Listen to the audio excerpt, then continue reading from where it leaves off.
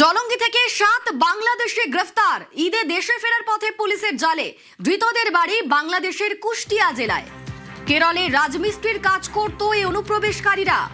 আরো একবার জানাই, জলঙ্গি থেকে 7 জন বাংলাদেশিকে গ্রেফতার করা হয়েছে ঈদে দেশে ফেরার পথে পুলিশের জালে। এই ধৃতদের বাড়ি বাংলাদেশের কুষ্টিয়া জেলায় এবং তারা কেরলের রাজমিস্ত্রির কাজ করত। আমাদের সঙ্গে সরাসরি রয়েছেন প্রতিনিধি প্রণব।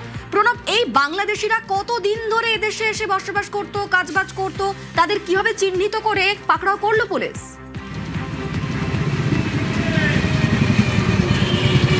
দেখো, জলঙ্গি পুলিশ নজরদারি চালাচ্ছিল এবং যেহেতু ঈদ, সেই কারণে তারা বাড়ি ফিরছিল এবং কেরলের রাজমিস্ত্রি বছর দুয়েক আগে তারা কিন্তু এই জলঙ্গি সীমান্ত দিয়েই তারা পার হয়েছিল এবং প্রতি বছরেই ঈদের সময়তেই এইভাবেই কিন্তু এই বাংলাদেশিরা কাজ করে, বাইরে ভিন রাজ্যে কাজ করে, তারপরে এই সীমান্ত এলাকা যেহেতু অরক্ষিত, সেই কারণে কিন্তু এই পথটাকেই তারা দালালের মাধ্যম দিয়ে আবার ওপার চলে যায়।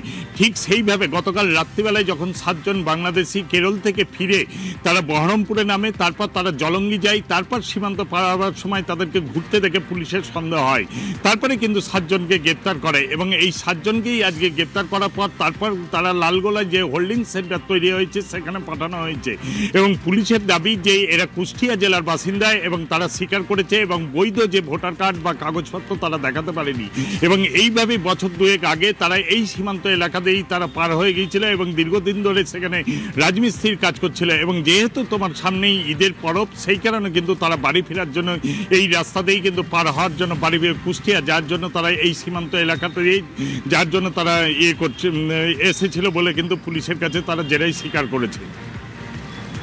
সঙ্গে